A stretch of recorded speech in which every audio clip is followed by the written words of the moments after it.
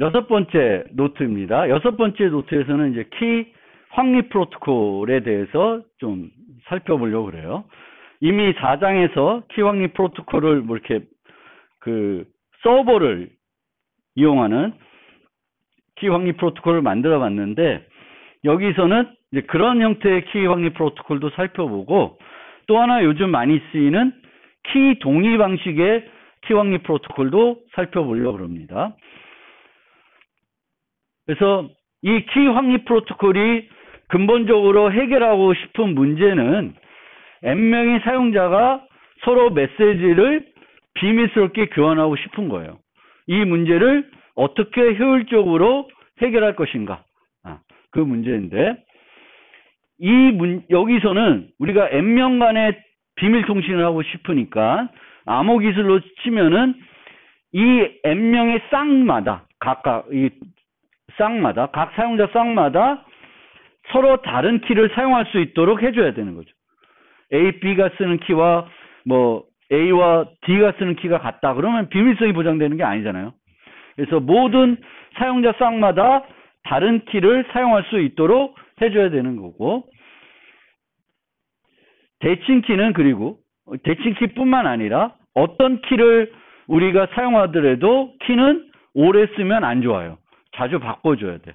자주 바꿔줘야 되는 건 그 자체도 중요하지만 이제 난스 기법이나 뭐 이런 거 쓸 때에도 그런 난스들을 우리가 마음대로 만들어서 편하게 만들 수 있게 해주는 역할도 해요. 키를 자주 바꿈으로써 우연히 똑같은 난스를 쓸 확률 같은 것도 없애주기 때문에 키는 자주 바꿔줄 필요가 있습니다. 그러니까 왜 이 얘기를 하냐면은 우리가 살펴보는 기법에서 얘가 키를 얼마나 자주 슬기롭게 바꿀 수 있게 해주냐, 효과적으로 바꿀 수 있게 해주냐도 잘 살펴봐야 되는 지점이 된다는 거고요. 우리가 이제 살펴볼 것들은 이제 이 프로토콜이 어떤 암호 기술 쓰냐로 분류해 볼 수 있는데, 크게 두 가지로 분류하면은 대칭키만 쓰는 그런 방식이 있을 수 있어요. 공개키를 하나도 안 쓰고. 그 다음에 두 번째 분류는 공개키도 활용하는 기술이에요. 예, 여기서 공개키도 활용한다는 얘기는 공개키 방식에서는 대칭키는 그럼 전혀 배제하냐? 그렇지 않아요. 공개키는 당연히 공개키로 어떤 인증할 때 뭐 몇 가지 쓰는데 실질적인 메시지는 또 대칭키로 암호화하는 거예요. 그래서 대칭키만 쓸 수도 있고 대칭키 플러스 공개키를 쓸 수가 있습니다. 그래서 그렇게 살펴보면 먼저 대칭키, 비밀키만 사용하는 방식을 어떤 방식들이 가능한지 좀 살펴보려고 그러고, 우리가 이런 어떤 근본 문제에 대해서 살펴볼 때는 가장 효과적인 방법도 살펴보지만 가장 무식한 방법, 아니면 가장 직관적인 방법부터 조금 살펴볼 필요가 있어요. 그래서 그래야 이제 비교가 확실히 되는 거고, 굳이 그러면 직관적인 방법으로도 우리가 충분히 문제를 해결할 수 있으면 굳이 어려운 효과적인 방법을 찾을 필요가 없는 거죠. 그래서 우선은 항상 어떤 문제를 만나면 그 문제를 가장 쉬운 방법으로 먼저 해결해 보려고 해보고, 그 쉬운 문제를 해결했을 때 뭔가 부족하면 그 다음 이제 그걸 개선할 방법들을 찾아보셔야 되는 거예요. 뭐 알고리즘을 만들 때도 마찬가지고요. 그러면 첫 번째 방법은 중앙 서버가 아니면 뭐 중앙 서버든 뭐 누군가 간에 각 사용자한테 n-1개의 키를 사전에 주는 거예요. 사전에.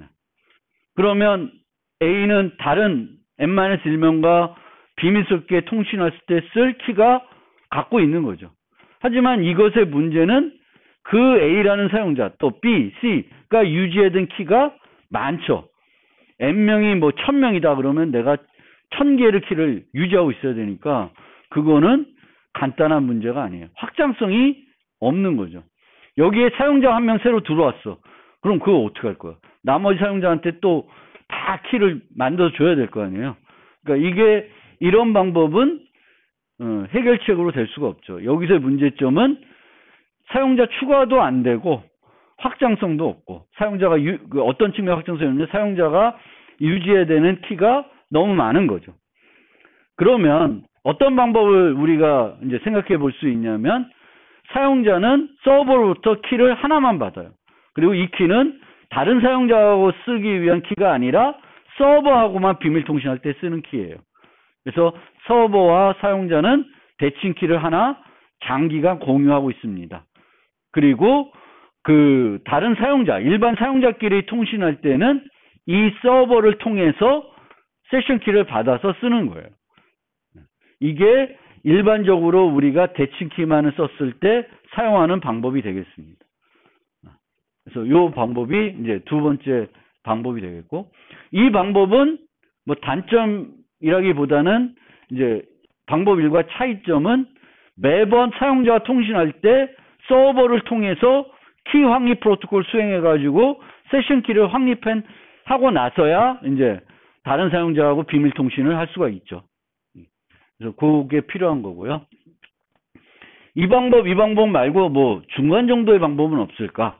이런 것도 생각해 볼 수 있는데, 세 번째 방법으로 어떤 방법이 있냐면은, 첫 번째 방법의 단점이 뭐였냐면은, 내가 n명하고 통신하고 싶으면 n개의 키를 유지해야 된다는 거예요. n개의 키.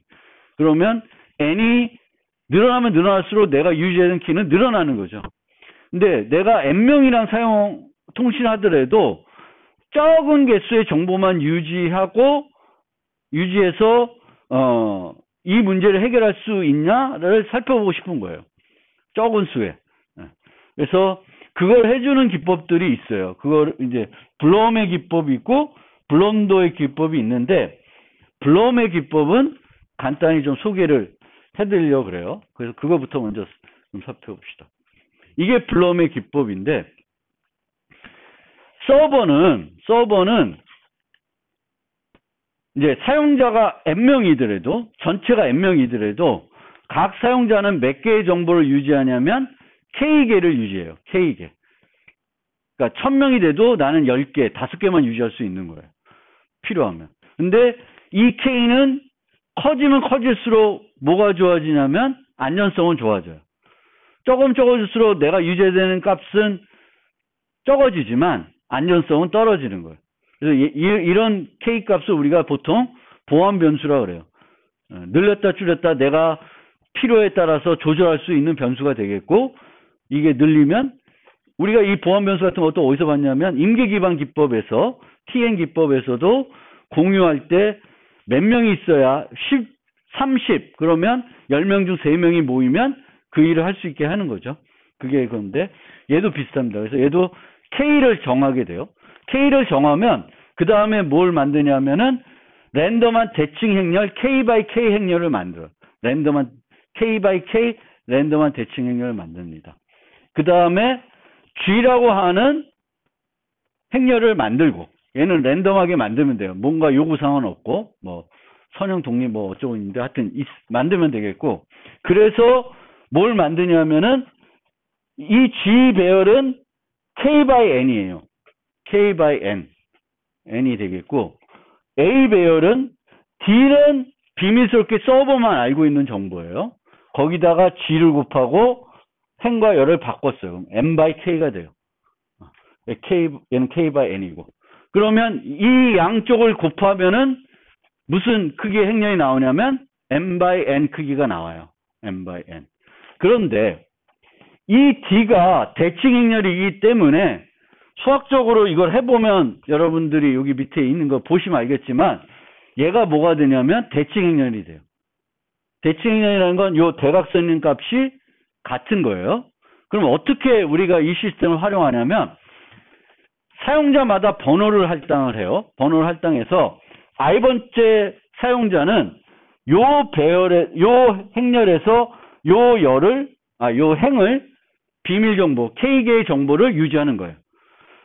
J번째 사용자는 요걸 유지해요. 그럼 각 사용자가 유지하는 정보가 몇 개? K개가 되죠. K개의 값을 유지하는 거예요. 이 G는 공개되어 있어요. 웹페이지에 공개되어 있다고 칩시다. 공개되어 있어요. 그러면 I가 J랑 통신하고 싶어. 비밀키를 만들어야 돼. 그럼 어떻게 하냐면 여기 공개되어 있는 J번째 열을 가져다가 자기 거랑 곱합니다. 그러면 요게 나와요. 얘는 어떻게 하냐?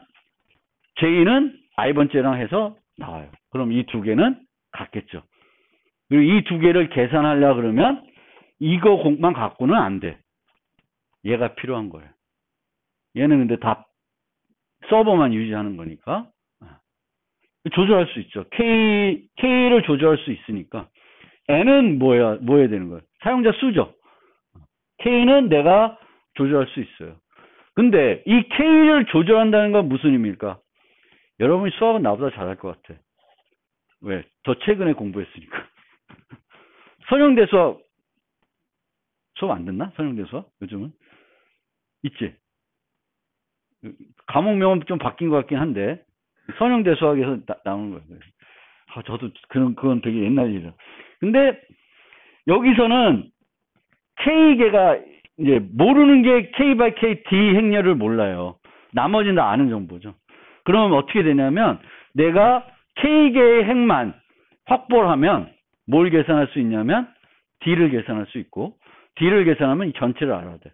모든 사용자의 키를 다 알게 되는 거죠. 그러니까 K를 늘릴 수는 있죠. 얼마나 많은 사용자 거를 확보해야 전체가 알려질까? 이걸 할 수 있는 거죠. 그래서 이 방법이 블럼이 제안한 기법이에요. 근데 이 기법을 제가 설명드리는 이유는 여기에 나온 수학이 어려운 수학인가요? 그냥 대칭 행렬만 알면 돼. 선형대수 그리고 연립방정식 이게 뭐 이건 몇 가지만 알면 돼. 어려운 수학이 아니라 뭐 고등학교 정도 나와도 알 수 있는 거고 뭐 대학교 가서 선형대수 수업 들으면 당연히 알아야 되는 내용인 거죠. 그런데 이게 뭐냐면 이런 문제를 만났어요. 내가 해결하고 싶은 문제.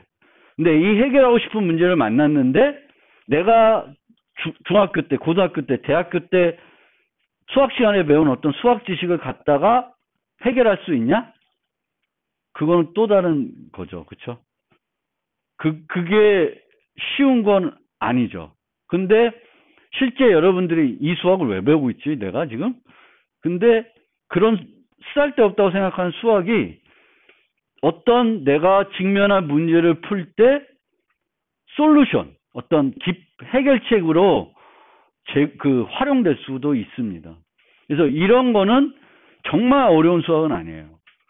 저도 이런 거 보면 이게 이해가 안 되는 게 아니거든요. 다 개념은 이해되는데 그럼 나한테 똑같은 문제 주고 이 문제를 해결하는 어떤 해결책을 찾으라 했을 때 대칭 행렬을 생각해가지고 이걸 만들어낼 수 있을까 생각하면 절대 안 되겠죠. 제 머리에서는. 그렇지만 우리가 어떤 이제 그 해결책들 보면 정말 난해한 수학 쓰는 해결책도 있긴 있어요. 그건 해결책 봐도 이게 왜 되는지 모르는데 어떤 문제에 대한 해결책을 봤을 때 쓰이는 어떤 수학 보면 와, 왜 저건 나는 생각 못하지? 그러는 것들이 많이 있습니다.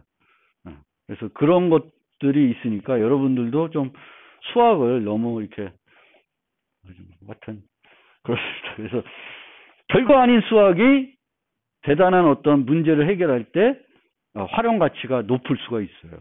어려운 수학이 아닌데도 그거 하나 설명드리고 싶고 그래서 요 세 가지 방법이 있는데 방법 1은 n개를 유지하니까 확장성이 꽝인 거고 방법 3은 확장성은 이제 있죠. K개만 유지하면 되겠고 그 K를 조절할 수가 있고 보통 그래도 방법 3을 쓰는 게 아니라 주로 우리가 쓰는 방법은 방법 2예요. 방법 2. 방법 2는 뭐냐? 서버하고는 하나의 키만 공유하고 있고 나는 키를 하나만 유지하면 되고 있고 필요할 때 상대방하고 통신하고 싶으면은 서버한테 부탁해서 세션 키를 받아와가지고 상대방과 확립한 다음에 이제 하게 됩니다. 그래서 이게 이제 대칭키만 쓰는 방법들이고 공개키를 사용하는 방식은 공개키를 사용할 때에는 서버를 활용할 일은 별로 없어요. 왜냐하면 공개키는 이제 우리가 비밀로 상대방하고 정보를 사전에 주고받을 게 없어도 돼요. 뭐만 주면 돼요? 내 인증서만 줄 수 있으면 돼요. 내 공개키. 근데 내 공개키는 비밀스럽게 줄 필요는 없고 공개키를 줬는데 상대방이 뭘 할 수 있어야 돼. 이 키가 내 키인지 준 사람의 키인지는 확인할 수 있어야 되겠죠. 그게 이제 인증서라는 걸 보통 쓰는 거고, 인증서만 되는데, 이제 인증서 같은 걸 만들려면 PK가 잘 구축이 되어 있어야 되겠고, PK가 잘 구축되어 있다 그러면은, 그다음부터는 해결책이 되게 심플해요. 해결책이 심플한 거죠. TLS 자체가 그렇게 심플한 거니까. 우리가 쓰는 TLS가. 결국 TLS가 하는 방법이 이런 방법이에요. 간단하게 요약하면. 그래서 이제 내가 A가 B랑 통신하고 싶다? 그러면 A가 그냥 키를 만들어요. 근데 키를 만드는데 그 키를 상대방한테 줘야 되잖아. 그럼 상대방한테 어떻게 주면 돼? 상대방이 뭘로 암호해서 주면 돼요? 상대방의 공개키로 만들어주면 돼요. 그리고 인증을 하고 싶다? 그러면 서로 서명해가지고 뭔가 값을 갖고 인증을 하시면 돼요. 그래서 공개키 방식에서는 프로토콜을 인증, 뭔가 그 비밀성 보장하는 게 되게 직관적이고 간단하고 뭔가 비용이 안 들어보다는 어렵진 않아요. 그리고 각 사용자는 이제 뭐만 유지하면 돼요? 자기의 공개키 싹만 유지하면 돼요. PK에만 잘 구축되어 있으면. 그래서 공개키를 이용하는 방법은 이제 이렇게 내가 필요할 때 세션 키를 둘 중에 하나 사람이 만들어서 상대방한테 이제 그 상대방의 공개키로 전달해 주면 키를 확립할 수 있고, 그러면 이제 교환할 수가 있는 거가 되는 거죠. 그래서 그렇습니다. 단지 한 가지 단점이라 그러면은 이제 공개키를 사용함으로써 연산 비용은 높아지는 거예요. 대칭키만 썼을 때는 이제 연산 비용이 비싸지 않은데 공개키를 썼을 때는 이제 연산 비용이 높아지는 거고, 여기도 서버를 전혀 사용하지 않는 건 아닌데, 왜 인증기관이 필요하니까 인증서 같은 거 쓰려고 그러면. 하지만 프로토콜 실제 주고받을 때는 서버의 도움 없이도 할 수도 있어요. 미리 내가 확인한 인증서다, 인증서 유효하다는 거가 뭔가 돼 있다 그러면 서버 없이도 이제 할 수 있죠. 물론 인증서를 확인할 때는 이제 뭐 CRL이든지 인증서 폐지 여부를 확인하려면 뭔가 서버의 도움은 필요하겠죠. 그거 빼고는 이제 서버의 도움이 직접적으로 필요하지는 않습니다. 그래서 그 얘기가 들어간 거고요. 그래서 이제 좀 더 본격적으로 키 확립 프로토콜을 살펴볼 건데, 방법 2에서 쓰이는 그런 프로토콜, 그리고 이제 공개키를 이용한 프로토콜에서도 사용될 수 있는 그런 프로토콜들을 좀 살펴볼 텐데, 이 키 확립 프로토콜을 통해서 우리가 확립하는 키는 대칭키이고 세션 키예요. 그래서 키 확립 프로토콜은 참여자 간에 대칭키를 확립하게 해주고, 그 대칭키는 여러 번 쓰는 게 아니라 한 세션에만 쓰고 버리는 거예요. 그러면 이 키 확립 프로토콜은 어떻게 구성이 되냐 하면은 키를 확립하는 단계가 있고, 그 다음에 이 확립된 키가 서로 똑같은 키를 갖고 있는지를 확인하는 단계가 들어갑니다. 그래서 확립하는 단계, 키 확인하는 단계, 이렇게 이제 진행이 되겠고요. 키 확립하는 방법은 크게 키 전송 동의가 있는데, 이 개념은 좀 이따 설명드리고, 이런 키 확립 프로토콜을 어떻게 우리가 분류할 수 있냐면, 생성하는 주체가 누구냐, 참여자가 생성하냐, 서버가 생성하냐, 뭐 이런 개념이 되겠고요.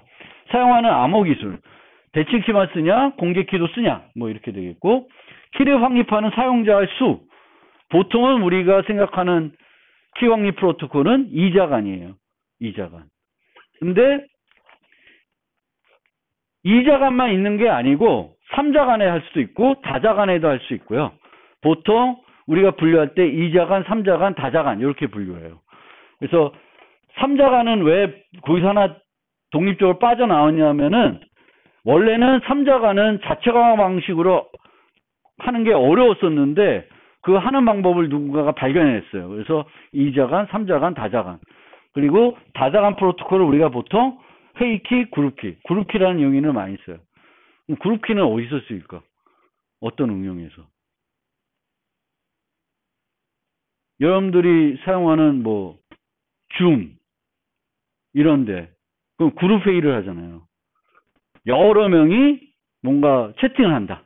그럼 여러 명이 그 개별 키로 교환한 게 아니라 이 여러 명이 똑같은 키를 하나 확립하고 나서 메시지를 주고받을 때 그 공통된 키로 암호에서 주고받을 수 있죠.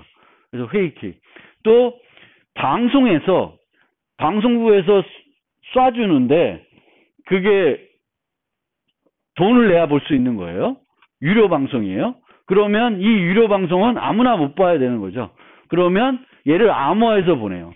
그럼 이 암호화해서 보내는데 수신자가 1000명이면 각 사용자마다 암호화해서 보내는 게 아니라 어떻게 보내요? 하나의 키로 암호화해서 보내요. 그러면 그 1000명은 키가 있고 돈을 안 낸 사람은 뭐가 없는 거야? 키가 없는 거죠. 그때도 사용되는 프로토콜이 뭐예요? 그룹키 프로토콜이에요. 그룹키 프로토콜은 이런 우리 줌회의 같은 화상회의에서 활용될 수 있고 실제 많이 활용되는 건 이제 유료 방송에서 많이 이 그룹키 기술이 활용이 됩니다.